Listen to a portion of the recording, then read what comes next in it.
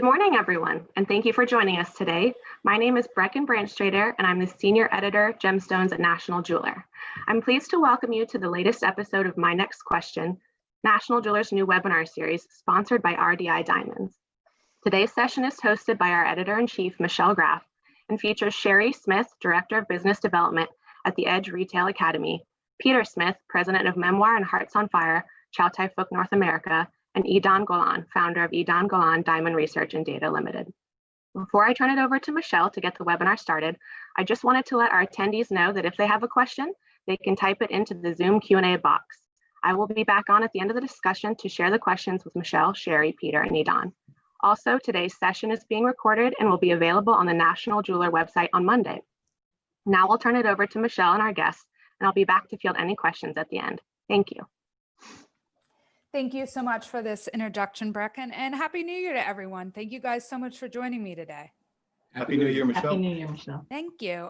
So I know most of us, probably all of us, are trying to leave 2020 behind, but to start here today, I wanted to revisit it briefly. Realize we're just a week into 2021, but what do we know about how U.S. jewelers did at this point in 2020, particularly how they finished the year? We all know the months of November and December are important. The retailers the National Jeweler team spoke to, we did 2 different rounds of interviews in kind of mid and then late November, seem to be having a pretty good holiday and definitely a lot better than expected. So I don't know who wants to take that one. Edahn? I'll volunteer. Well, they had a fantastic year, really, in many ways. I think that if we're talking just purely retailers, of course, March, April, May was horrible in many ways. I estimate that the loss in sales during those 3 months was about $3.8 billion, which is huge by any count, especially if you're a small company. But at the end of the year, if we look at everything that happened from January 1st to December 31st, I think that most retailers would see that they are ahead of last year, not by a whole lot, but ahead in a way that shouldn't be surprising. I think that we all know from past events that the American consumer, and this is true in many other countries as well, but once we are faced with hardship, we sort of kind of reward ourselves afterwards. And for making it through, for appreciation, to express love. And jewelry is a fantastic way to do that. And I think the cash through the register in the last couple of weeks definitely proved that. Okay. Peter, Sherry, I have a follow-up for you, Edahn, but I want to give Peter and Sherry a chance to jump in if they have any thoughts or data on how we're talking about U.S. jewelers specifically did in 2020. Sherry? Yeah. So despite the mandatory closures that Edahn referenced, and there was a big loss for April, March, April, part of May. Which, which makes sense. There was a big loss for all businesses. Yeah, retailers. Yeah, exactly. Except the grocery store. Yeah, except for those. But all of our data showed that the retailers outperformed 2019. And from the minute they reopened in June, every month showed increases over the same month from last year. So November and December were both up. December particularly, they had a 10% increase in gross sales when compared to December of 2019. So overall, our independents did really well, and exactly for some of the reasons Edahn stated, which they were agile and they quickly adapted and they focused on what they needed to make business happen.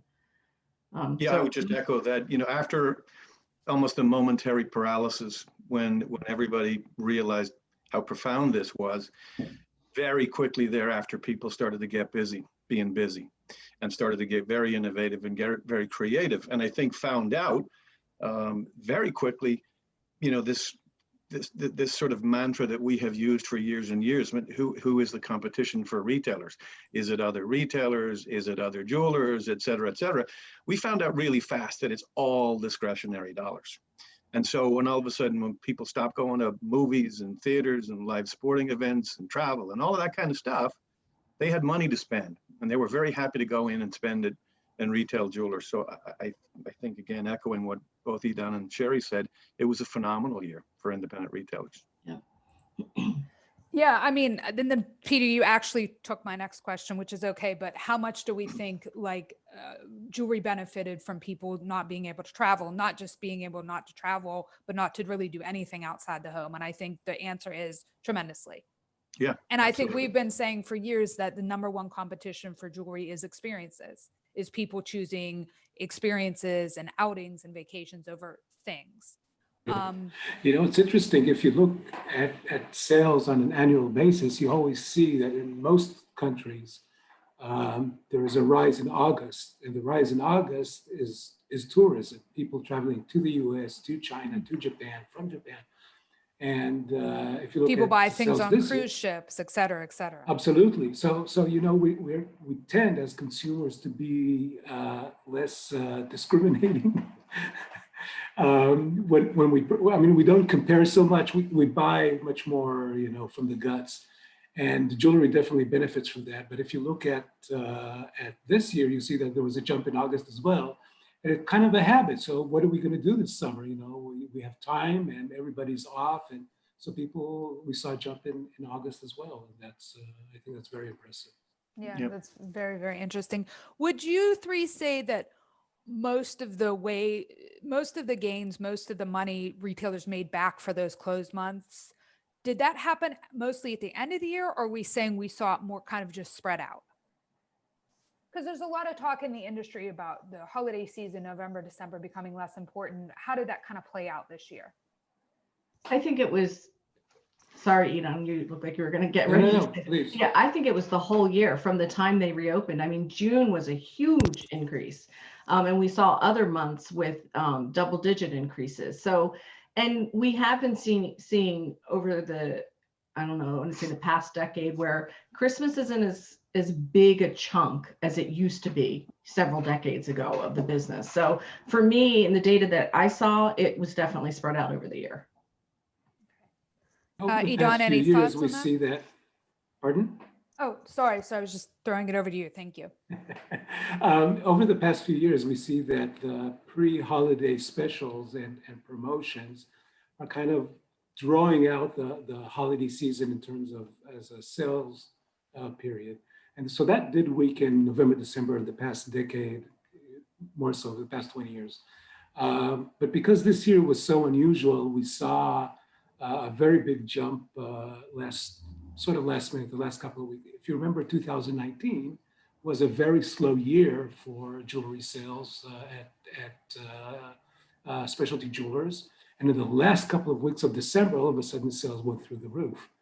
What we saw this year is that December was up, I estimate, by 160 to 170% over November, which is a very big jump because usually it's around 120, 125% rise in sales. So I don't think 2020 holiday season signifies anything in terms of long-term trends. I hate that word, but it does reflect how an unusual year it was. Yeah, I mean, I think in general, when we look at 2020 for anything, John Kennedy was just talking about jewelry crime for last year, for example. We're going to have to kind of set 2020 aside. It's going to be its own little box. It's going to be a difficult year to compare off of for anything. I want to ask one more question about 2020, and maybe a couple more, but I want to ask this one. Sherry, I know in reading your last on data column of 2020 and from the conversations we've had with jewelers throughout the year, that diamond jewelry in particular was a top seller last year. Why do you think this is? And do you see that continuing into 2021? Like, why diamond jewelry over fashion gold jewelry or colored gemstone jewelry or watches? What was the appeal there, do you think? Well, the first thing I want to say, it wasn't just the end of the year. The diamond category has performed extremely well from the reopening in June all the way month over month. They were up in all the key performance indicators. So I do think part of it is they're timeless, they're classic. It's a choice. I know Peter and I were having a great conversation. Peter, you could elaborate a bit on this as to some of your reasons, which I totally agree with. But again, people, the lower price point units, I think, were on the decline anyway. Some of that factors in a bit. But Peter, would you like to, share some of the thoughts? Yeah, I mean, I think some of it was psychology. Honestly, Michelle, to the extent that, when people feel stress and anxious, and you've got all of this uncertainty in your life, you're going to make safe choices. You're much more inclined when you make purchasing decisions to make low risk purchases. Now, there's the whole sort of regret avoidance anyway that I don't think we think enough about or talk enough about. People want to not do the wrong thing. They really, they want to make sure that they feel good about their purchases. And that was exacerbated in an incredibly uncertain time for everybody. And so when you want to make safe choices, diamonds are a very safe choice. I mean, I'm waiting to see the first t-shirt that says, I've got too many diamonds, or I wish I didn't have so many diamond earrings. That just doesn't happen. They just continue to be a safe choice. And then when you add that on, and because I think we're all a little bit shaking our heads in terms of how good the year was.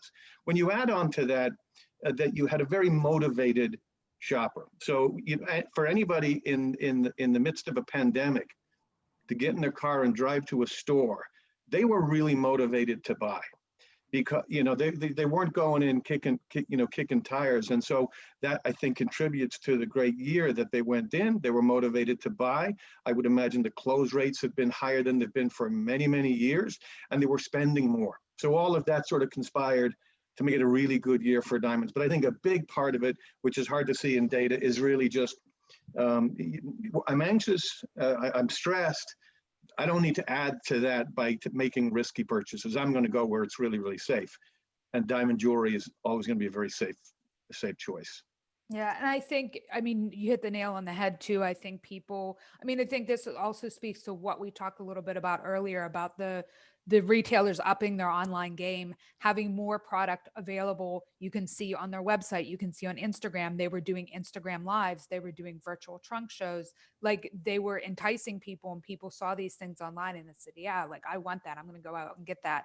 I actually bought these little diamond hoops during lockdown. I really like them. And I think that we need to discuss that. What? We'll discuss this in a moment. I'll bring the conversation back to it. All right. Yeah. Adahn, I also want to ask you to jump in here and talk a little bit about, the Natural Diamond Council. Is that what it's called now?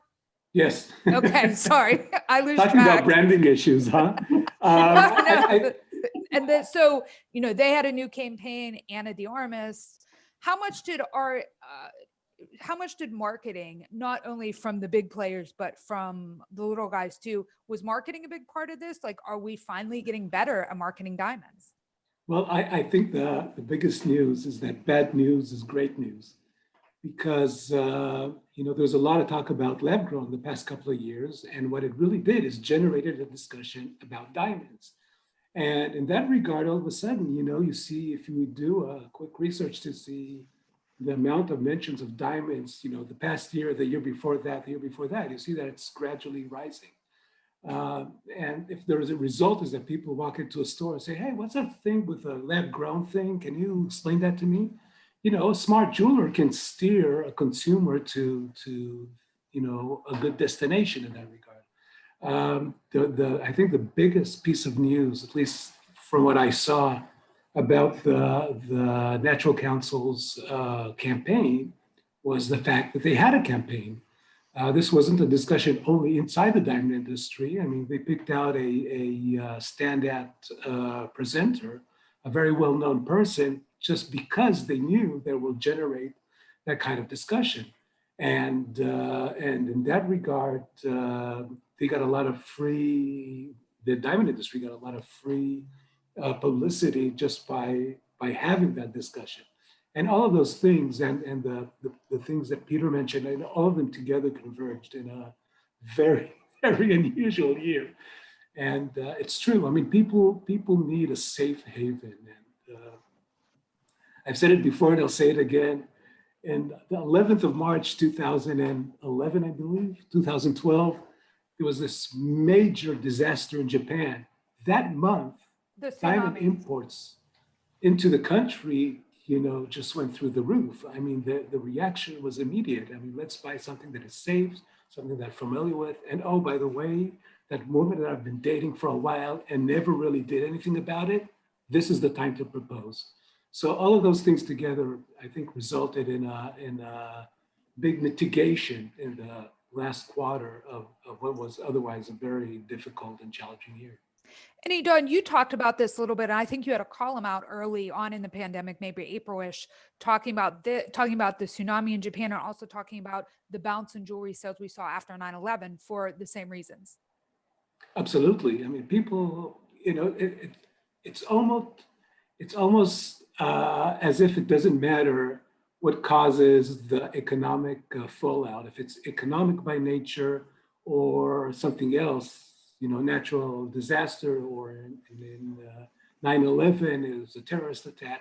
But at the end of the day, people seek comfort, when the ground is not stable. And there are many ways to seek comfort, and one of it is to make a safe purchase. People won't buy a house because it's big, so you'll spend, $2,000, $3,000, $5,000 on a piece of jewelry.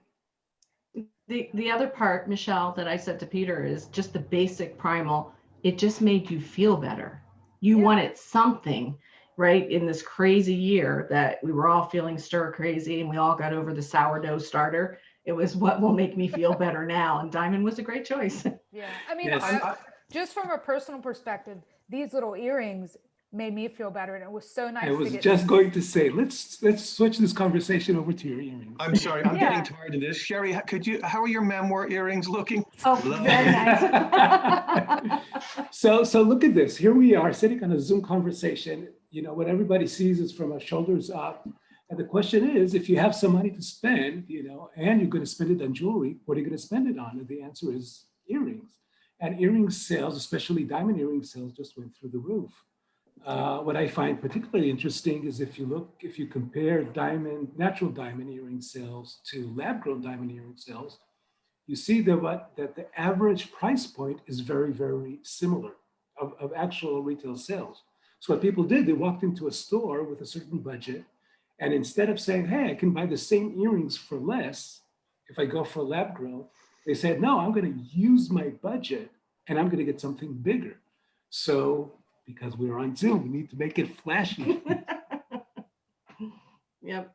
Yeah. I mean, and Sherry, did you see that? And Peter, did you see that same thing with diamond earrings specifically? It was, for Hearts on Fire and Memoir, it was a really, really strong, when I say year, I'm really talking about sort of May, June, through the rest of the year. Really, really strong year for earrings and pendants. Right. Yes. Saw the same in the data.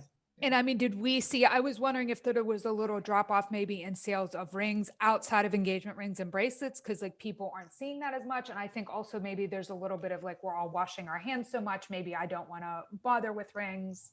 I don't know if that's something that you see going on. Maybe a little in diamond fashion, but certainly not in bridal. Right. Yeah. And bands, again, they were up. Most of the diamond categories were up. Again. And I'm Sharon. Oh, sorry. Go ahead, Peter. No, I just, Edahn had talked a few minutes ago about in times of uncertainty, sometimes people who maybe were thinking about getting engaged, are more apt to do it. And I think that was probably reflected. We certainly saw it at Hearts on Fire and Memoir. We didn't see any drop off on engagement rings at all. Yeah, and that's interesting. That's actually where the conversation's headed next. The retailers we interviewed at the end of the year said that their engagement ring sales were through the roof. And even retailers that said, I don't normally do this big of an engagement ring business. I mean, I think that's, as Edahn pointed out, same thing after the tsunami in Japan. People kind of looked around and said, what am I waiting for? Like, I love this person. Yeah. Honestly, if you can survive, 6 months locked down with each other, then, I mean, you have a pretty good idea that it's going to work. And I mean, I'm being serious, right? You have a pretty good idea that it's going to open the window and toss them out, or go out and, or buy jewelry. Exactly. There was actually, this is just an aside, an interesting little study that came out the other day that said, I thought the divorces were going to be up too, but there was a study out of Bowling Green State University in Ohio that said divorces were down, not because people are getting along so well, but because divorces are expensive and the courts are backed out. But I don't know. That might be something we see down the road. I would add to that because they can't meet anybody anywhere. Let's see what Valentine sales will look like this February. So we're going to see a whole uptick in divorces because people have been meeting at Costco and BJ's. Yes. In the toilet paper aisle, of course. With the masks. Oh my goodness. Well, three characters will be up. So, I mean, while we're on the subject of getting married or unmarried, I also want to talk a little bit about a piece of data that's always of great interest, the average price of an engagement ring and where that's headed. Edahn, I saw your comment on our Knot story. I think everyone knows the Knot comes out with a survey every year, and they have an average price of an engagement ring. This year, they had it at $5,500 in its latest survey. That was down from $5,900 last year. We've reported on this before. Everyone in the industry feels the Knot's figures are inflated. And that's not to disparage the Knot. I think it's just the nature of the people who take their survey. I mean, if you're using the Knot, you're someone who probably has money to plan a bigger wedding to begin with. Absolutely. So Edahn, thoughts on this one? What is the real average price of engagement ring in the US and why, and where is it headed? Well, I want to say something about the Knot figures and about data in general. I think that when we're looking at data, we need to put two things in, when we're looking at data, we need to put everything in context. And I think there's always two parts of it. The first part is, of course, where is your data coming from? How do you measure it? What is it that you're measuring? And that sort of disclosure is always very important. I can tell you my clients always want to know what's my panel or survey and what does it look like. So in the case of the Knot, it's a survey of their clients. And as you noted, they are higher end, they tend to spend more, and they don't say it. The other part of this, putting things in context, is sort of explaining the numbers. And the Knot does a disservice, I think, pardon me for saying this, to everyone by saying this is the average price in the United States, and it's not. It's the average of what their clients buy. And I wouldn't be surprised if it's true for everything in their survey, for photographers, for music, for catering, for whatever it is. For many, many years, the average was around 3,500. And I'll follow my own guidelines, and I'll say this is what's happening at specialty jewelers. So everybody from Tiffany to a company to a price point sort of store. And I'm looking at I'm kind of trying to understand what's happening this holiday season, and I think it's actually up in a big way.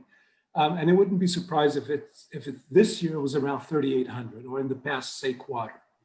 And this is, these are headwinds from kind of tailwinds, if you will, from people just having more money to spend because they didn't have anything else to spend on them. Okay. Yeah, so yeah, exactly. So I think it's important to kind of put this in the framework of we're looking at what's happening this year, and then what happened last year, what's going to happen next year is going to be very different. So the long and short of it was around 3,500, and it's down to about 3,200.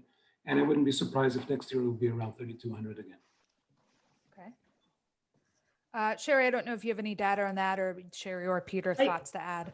Yeah, I do. So as you know, and I agree with Edahn, I wish more places, more companies, more institutions would state their sources, which they don't always make very clear.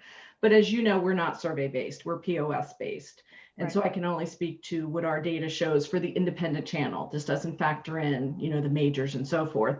But when looking at 50,000 engagement rings over the last 12 months, they were slightly up, for us in the data we're seeing. Again, that's the independent channel. They're probably selling, a higher price ticket than your average K's, or mall store. So you have to factor that in. But yeah, so what we're seeing is it's on the incline, not the decline, that the average retail sale is actually going up, not down. So I know it looks a little counter to the Knot, but again, the Knot survey based. Yeah, I would add, first of all, from a Hearts and Fire perspective, we're seeing it up, not down. And when we talk about be careful where the data comes from, there's inherent biases, some of them not sort of untoward, not sort of deliberately trying to sway people, but you live in a certain world and that's the world you're going to be looking at. So you want to watch out for the inherent biases, and you also want to watch out for the sample size. I mean, is it real? I mean, we call a dozen retailers or a half dozen retailers.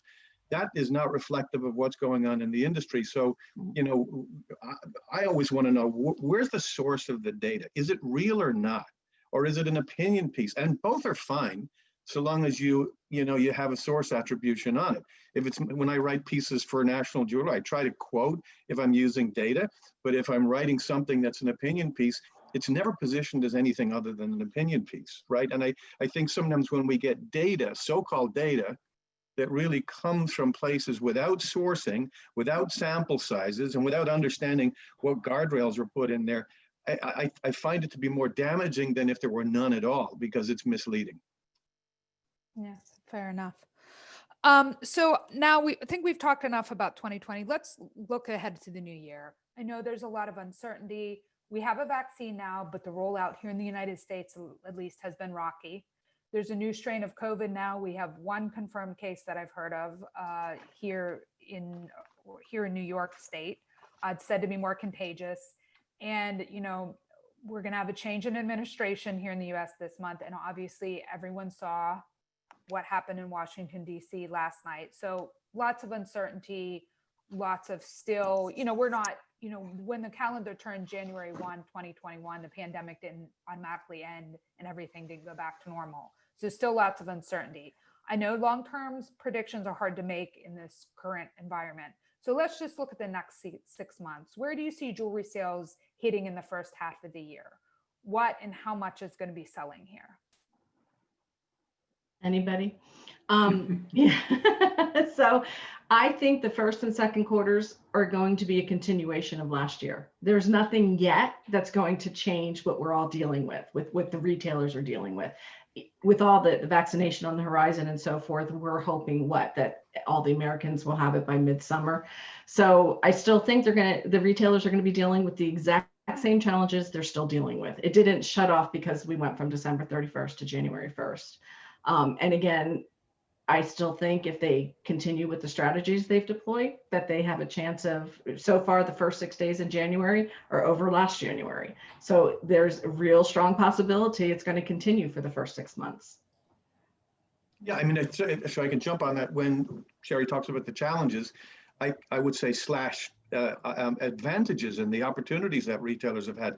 The calendar changed on January 1, but the underlying conditions that have enabled retailers to have a really, really strong period of months, if not most of the year, that hasn't changed. And so there should be no expectation that because the calendar said January 1, all of a sudden, those things are going to fundamentally change. They're not. We still can't book travel. Cruises are not going to be happening anytime soon. People are very reluctant to get on airplanes. We're not in any great numbers going to buying expensive tickets to live sporting events or theater or concerts or any of that stuff. So all of those things are carried into this year, and I don't know that I can see anything in the next 5-6 months that will change. Well, and that's good news for retail jewelers, right? Even as we continue to struggle. Yeah. Well, I think that I agree with both Peter and Sherry. We are going to see, I think, a number of things. First of all, polished diamonds. So let's talk about wholesale for a moment. Prices of polished diamonds are up, and they're up, and asking prices are up even more. So basically, we're seeing the midstream having this very optimistic outlook for January, which is when retailers replenish their inventories. And then in February, we have Valentine's Day. So I do believe that we're going to see this kind of momentum at least extend into the first quarter. And second quarter will be maybe a little bit slower in terms of quarter over quarter, but year over year it will definitely be better. That's no doubt about that. Yeah, I mean, Valentine's Day in our estimation is never huge for retailers, but a holiday that probably doesn't get as much play as that is really good for jewelers tends to be Mother's Day. So yes. I think, that's in May. And that's in May. So, and I think, a lot of these moms that if they've been homeschooling kids for the last year are going to be looking for a big reward, right? A little compensation. a little compensation. Hallelujah. I'll just add to if I may just add to what Edahn said, that when we get into the second quarter, we're also going to be up against a not real good April last year and a not real good May. Now, certainly by June, things had started to turn around. So I think really for the next 6 months, we're going to be in very good shape. Do you think it's too hard to see anything beyond, say, June, July? It's hard to see anything beyond tomorrow. Yeah. I mean, think about it. Fair 48 enough. hours ago, would you think that anybody would storm, the House of Parliament? I mean, you can't grasp it. I'm sitting clear across the world, and I can tell you I was glued to the TV. I was on Twitter on my phone. My wife is asking me questions about it. My friends are asking me questions. I mean, we're talking about it. It shook the world, really. Yeah. And we can't predict that. You could say, we see that the world is moving in a certain direction, but if the last year, taught us anything, and definitely the last 24 hours taught us anything, it's very difficult to make a good prediction. I think what we can do is, I'm thinking of a specific retailer that I've known for many, many years who says, I never buy in an election year. And you get other sort of crazy, stuff like that happens. Control the controllable. How you execute is entirely within your own operation and within your own hands. And I think folks who execute really, really well are going to continue to do well through the course of however long this pandemic continues, but they'll also be setting themselves up, post-pandemic to be in really good shape. And if you're not executing well, and I think there's a certain irony, because I think we saw a decline in numbers of retailers really solidly for a decade plus. Right? I don't know what the number looks like today. It's probably 17,000-ish, thereabouts. I remember at one point it was 40,000, right? Now I'm going back, obviously, many years ago.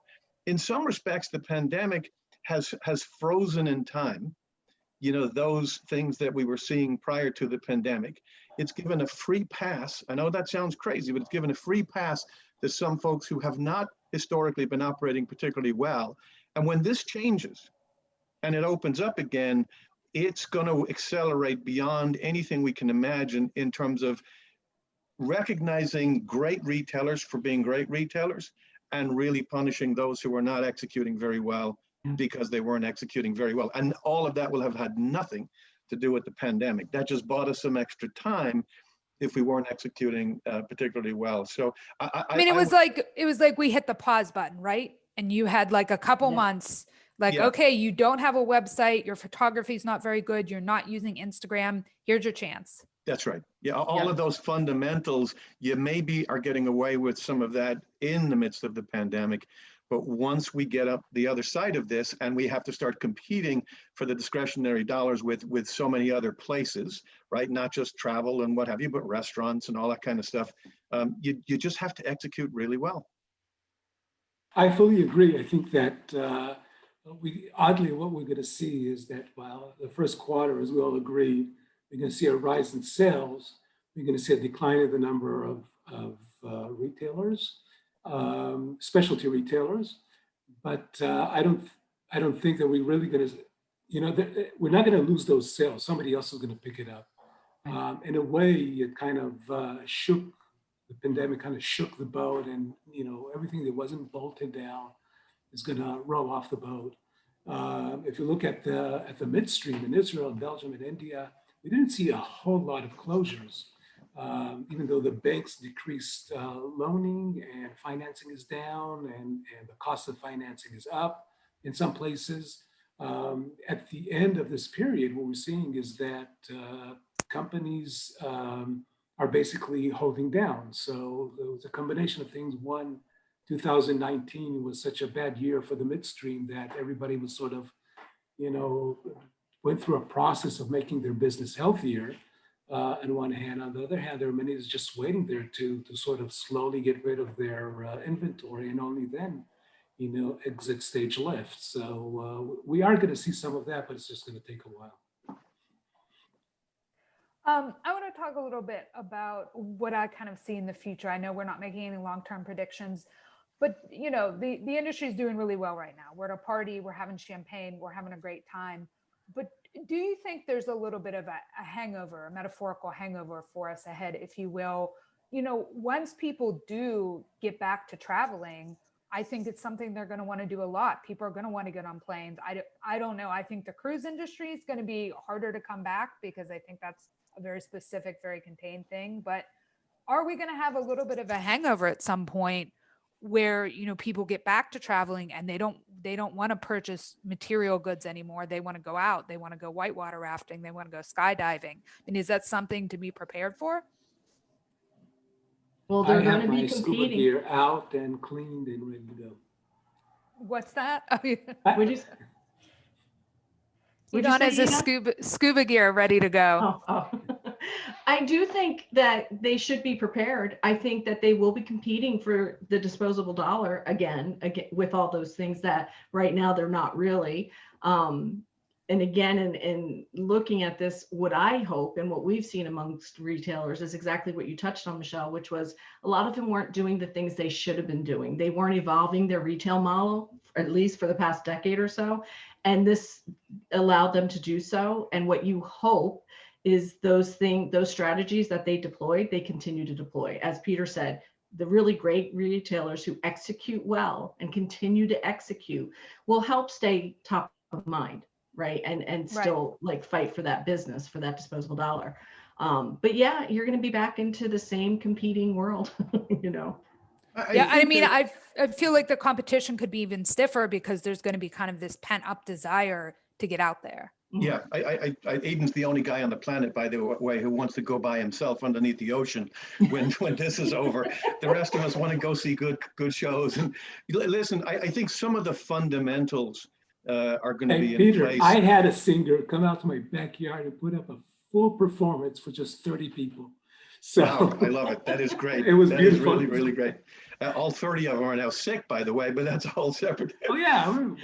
But if you think of one of the things we haven't talked about in terms of what helped independent retail jewelers be successful and what can they look to on the other side of this pandemic? Because there's a certain irony, right? The thing we wish for collectively is some return to normalcy, but in returning to normalcy, it begins to take away some of the advantages that retail jewelers have had during this period. But what's not going to change is, I think, the challenge of malls will continue, right?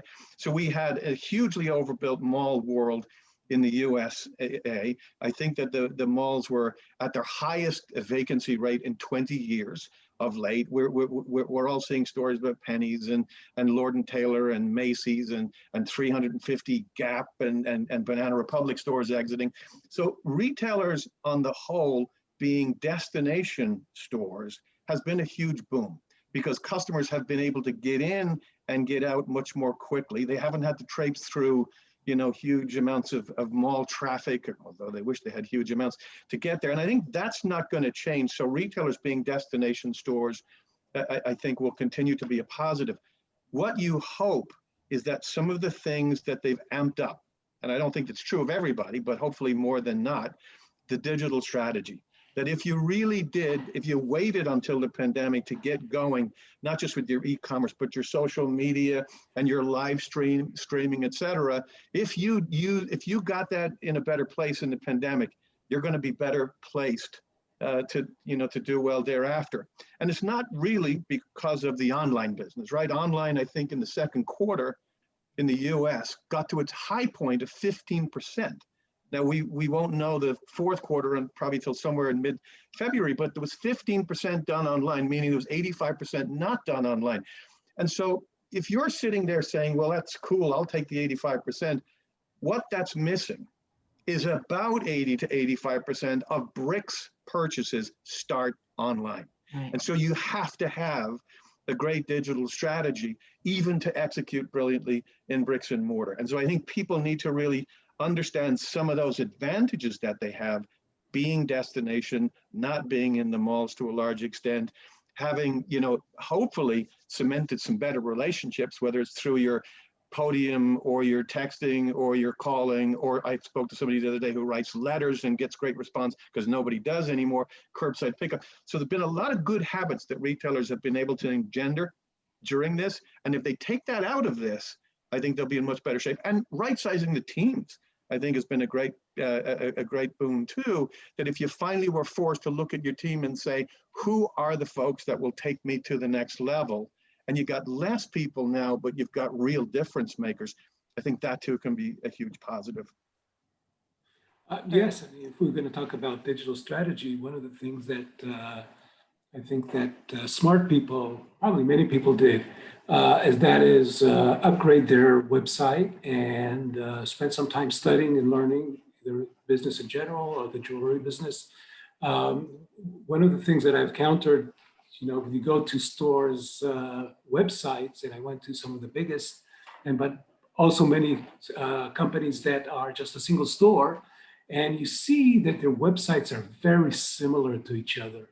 And if you are a 20-something-year-old guy that's going for the first time to buy diamond jewelry, and you go to a couple of sites, and at the end of this process, you can't distinguish them from each other, uh, you really don't have a digital strategy. That means that you're going to be forgotten in a minute. So one of the things that if I could encourage people to do is two things. One, change your website, not just upgrade it, but have it work well. Have it work well with social media, have it look different, have it reflect who you are and what you do, not just a page, about page that nobody gets to where you have, family pictures. And the other thing is I was very surprised how many websites don't have an email address on it. So here's a person, it's digital, you're online, and there's no email address to click on and say, hey, I want to talk with you guys. I mean, just a phone number. The phone numbers are great, but you're digital, go all the way out. Have a link to your Instagram account, to your Twitter account, to your Facebook page, whatever it is. But even if you have a presence, you need to make sure that you stand out in the right way. And just to piggyback on what Edahn was saying, I think live chat has also become something that, especially yeah. right now, people expect because they can't in a lot of cases or don't want to come into your store and talk to somebody, but they see something on your website. They want to ask, should I buy an opal for an engagement ring? What about this? What about that? Does this come in rose gold? Like they want help and they need your expertise, but they want to do it, especially particularly younger consumers want to do it over the internet. They want to do it over text. And you can get applications to put over your website that, you have to monitor them. You have to have someone on your team monitoring them, but it's basically just, you just have someone on there answering live chat questions and you have to do it. I mean, Absolutely. people expect that now. It can even go further. It will send it to your dedicated person. So, I mean, Podium has great chatting, texting features that will go right to someone's cell phone so that you don't have to be sitting at a computer. You have the opportunity to be responsive. And that's just part of the evolution of the retail model that I feel like our industry was so far behind when you compare it to other retail industries. Absolutely. And talking of the live chat, if you do get a live chat on your website, change the picture of that woman that appears in there. Everybody has the same picture of the same woman. She's really, really busy. Put your own picture there. Yeah, that's right. And you know what? That's a really great point. Yeah. A lot of websites do that. You see a picture of a real person on the chat. Yeah. I mean, it's all about personal experience. And I think it's all about it, Edahn. You were kind of alluding to this, but everything has to tie in. The experience and branding and look of your website has to tie into your store. If your store has a really classic look, then you use classic fonts, have classic imagery. If your store is super modern, have your website look super modern. Like everything has to tie in. You want people to feel like your website is just a virtual portal of your store. It can't look, Absolutely. The branding cannot be completely off from how your store looks. A couple of weeks ago, I looked at a website of a company and they had a series of photos of people with jewelry at the bottom of the screen. And I wanted to get a better look at a couple of them. So I clicked on one of them and it very smartly took me to their Instagram page. It showed me that particular photo, but all of a sudden I'm looking at their Instagram feed and naturally I'm starting. So they got me engaged in a minute. And so those kind of small things are very clever, very important, and they do the job. Yeah, they're very easy to do. And if you can get someone on your Instagram page, I mean, utilize the shop feature on Instagram. Absolutely sell stuff through Instagram. I know we've had a lot of questions coming in. Brecken's been super busy. I've been seeing them pop up. I want to wrap up on a little bit of a personal note before we move into the Q&A.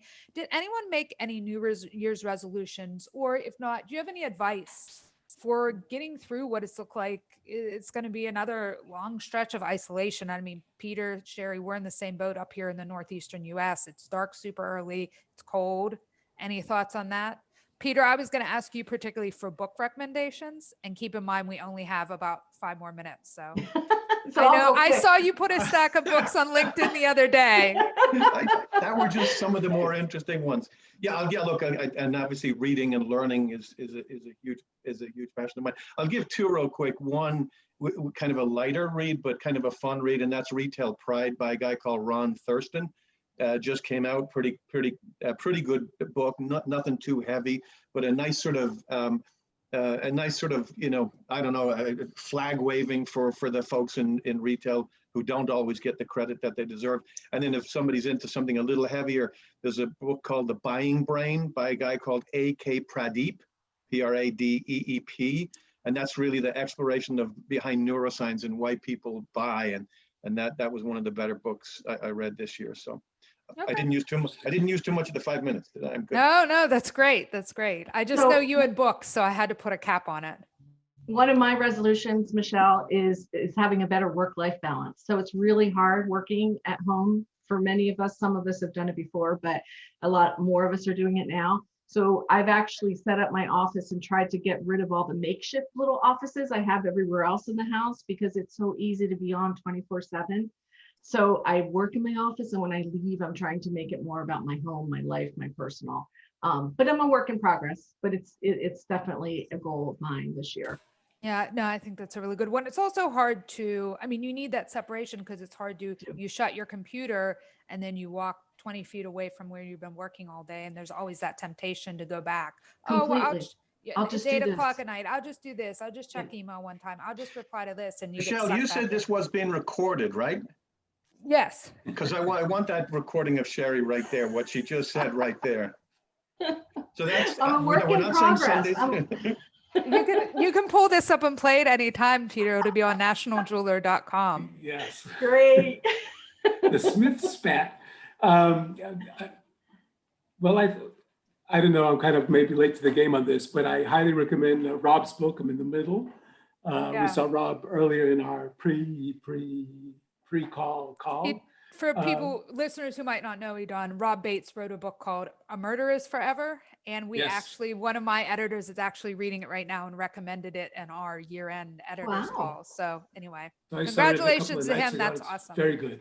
Yes, and it reads very easy. And if you're in the diamond industry in any which part of it, it's a lot of fun. I just downloaded, I don't remember the name of the book yet, Business Adventures, 12 Classic Tales from the World of Wall Street.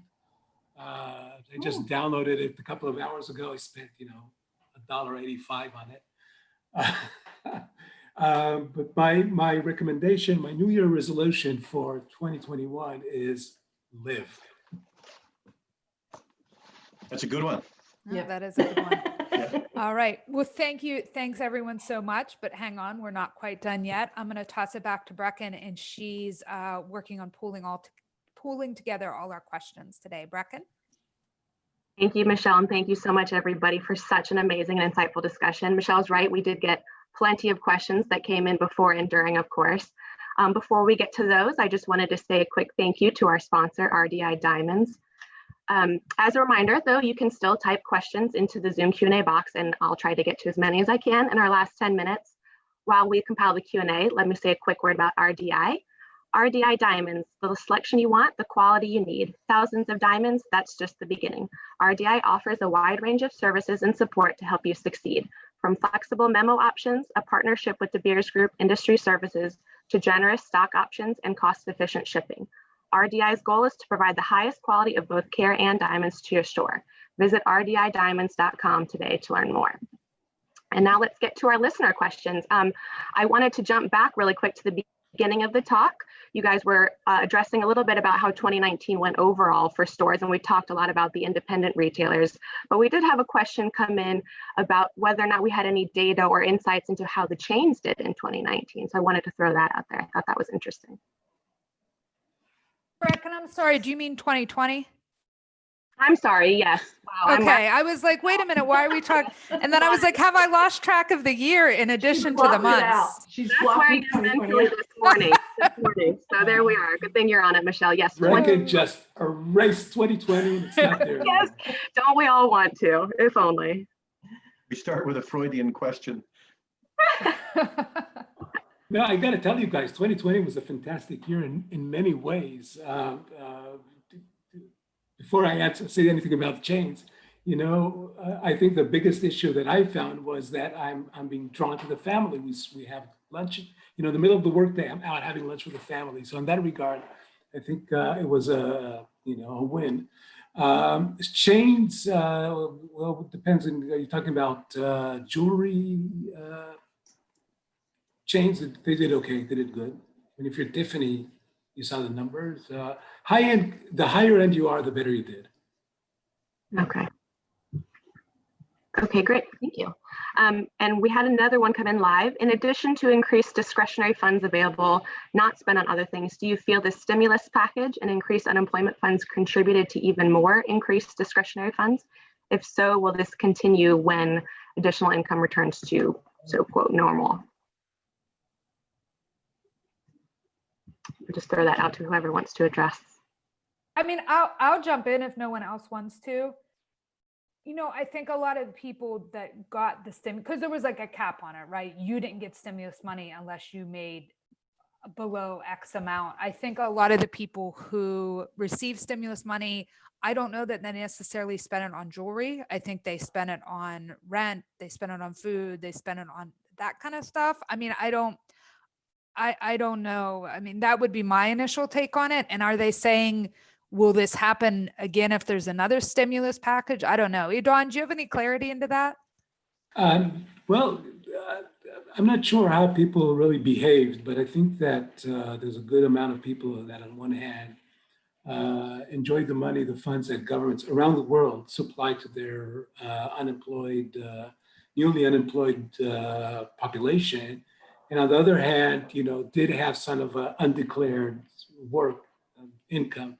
So it'll be interesting to see how it plays out. I think it's more of a cultural, psychological question than Yeah, I think diamond industry.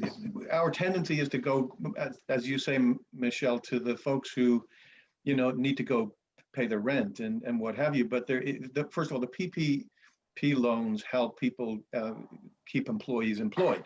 And if more people are employed, they're more apt to spend. I mean, it's a little bit more difficult to spend when you don't have a job. So I think that on the one hand, that was probably hugely positive. And then I think there's probably also a psychological aspect to it. When funds were put into the economy, that's generally makes people feel better than when they were not. So I would say totally positive in that regard. But I don't think people were running with their small checks into their nearest jeweler and spending it on diamond jewelry. Right. Right. Okay, thank you. And we have another question that I really liked. How has COVID impacted the price point of the entry-level buyer, if at all? I think yeah. Sorry. Go ahead, Sherry. No, go ahead. No, I was just going to say, so again, the data that I'm looking at for the independent channel, the lower price points are actually the categories that were experiencing declines. The overall average retail sale amongst the independent channel continues to go up. So less units, more, as Peter said, more motivated customer traffic, but they're spending more. So, you're not really seeing the low $25, $30, even $200 purchases like you used to. It's definitely a higher price point. And those purchases probably migrated to Amazon, et cetera. So.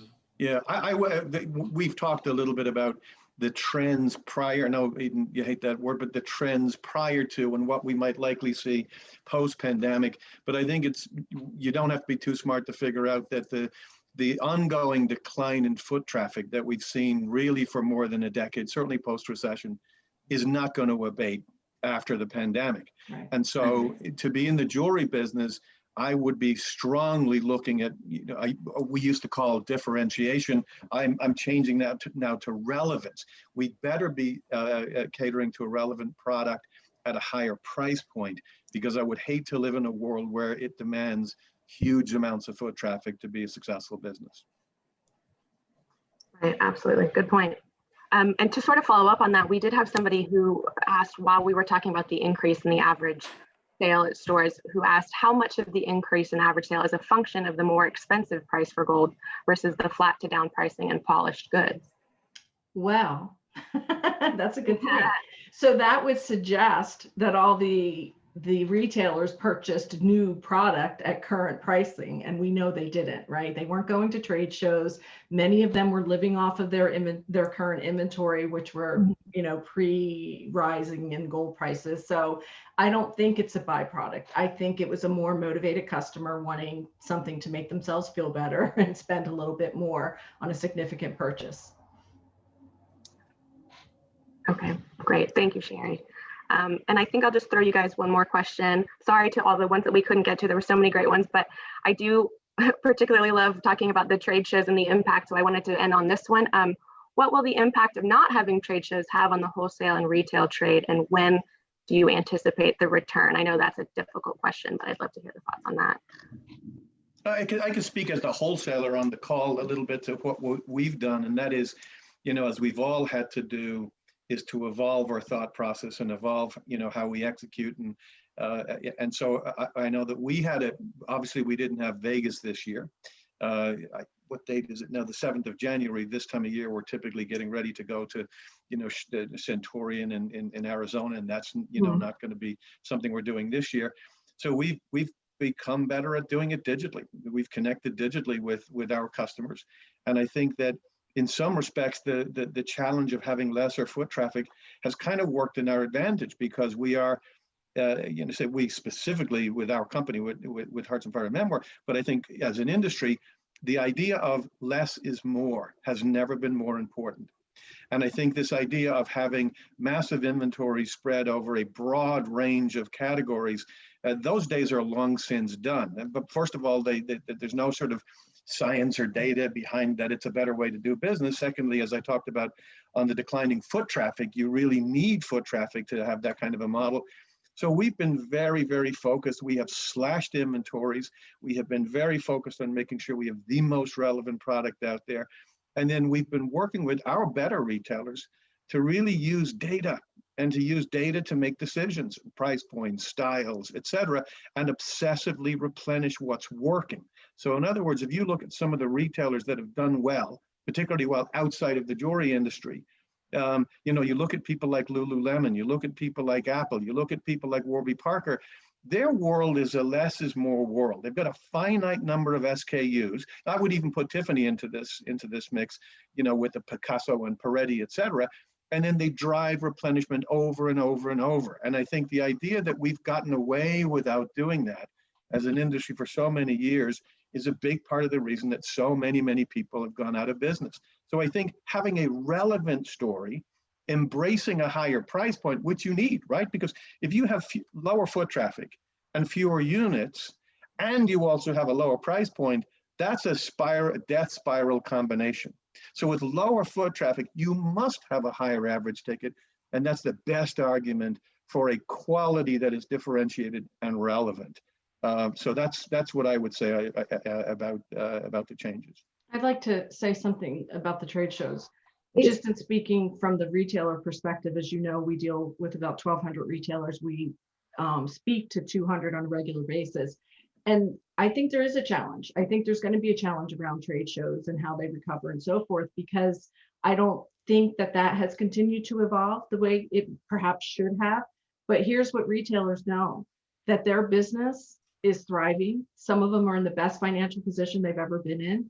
And they've done it this year with no trade shows. And then that's a big thing they've been able to take out of their budget. So if they're doing just as well and not better, and they're not spending thousands of dollars to go to Tucson, thousands of dollars to Vegas, Basel, et cetera, who's going to put that back in their budgets? I mean, they might, but way scaled back. I send one person, not 5. And maybe I go to one show as opposed to 5, because there's so many shows, and sometimes they used to feel like they're missing out. They're not going to see the latest thing and so forth. So I think the retailers have really been educated on, maybe I need to revisit the way I've been running my business. And again, as to Peter's point, we always focus on replenishing your best sellers as opposed to constantly trying to bring in new things and start all over again. So I think it's going to be really interesting. And I think it's a challenge that our industry is going to have to deal with and face. Yeah, right. Edahn, I really, agree with both. Brecken, are we done with questions? I just want to ask Edahn real quick. How do you, what's everybody thinking? One last wrap-up question. What are you feeling about Vegas at this point? The Vegas shows 50-50 that they're going to happen, 60-40. Does anyone have any thoughts on that? Well, I'll say one thing for sure, and this is sort of a follow-up on what Sherry just said. The trade shows need to up their game in a big way. You need to be very attractive. You have to really explain and justify the expenditure. We don't see it so much in the United States, but we see it very much in Europe and in Hong Kong, that people are less inclined to attend shows. That's definitely what killed Basel, because the organizer were just, they made it more and more expensive, but people didn't get more and more out of the show. And that really pushed out the jewelers and the diamond traders. And they did not listen when their exhibitors told them that they were losing all their exhibitors. But that's, we could have a whole other podcast about that. Yes, well, whatever I have to say, I'll say off the record. But they were arrogant. Pardon me for saying that. They were arrogant in their I've written approach. before, it's okay. And when you have so many, vacancies and the waiting line is so long, you kind of allow yourself sometimes to forget that who's your client and who works for who. And in that regard, I think that JCK Reed's will really need, and the jewelry show is just one of many shows that Reed's has. They really need to reconsider, how do you do a show? What's important about it? What's the focus? Why should I spend so much money on attending such a thing? And the hosting cities need to think about it as well. Yep. It's a whole nother Talking thing of Basel, prices that, jump at restaurants just through the roof. The restaurants, all the hotels, everybody Airbnb-ing their places. I'm sorry, we're gonna wrap it up here. I'm gonna throw it back to Brecken to give us a final word. But I want to say thank you, Peter, Sherry, Edahn. Thank you so much, Peter and Sherry. You're on early with me. Edahn, thank you for joining us from Israel. It's great to see everybody, and I thought this was a great session. Brecken? It's a pleasure.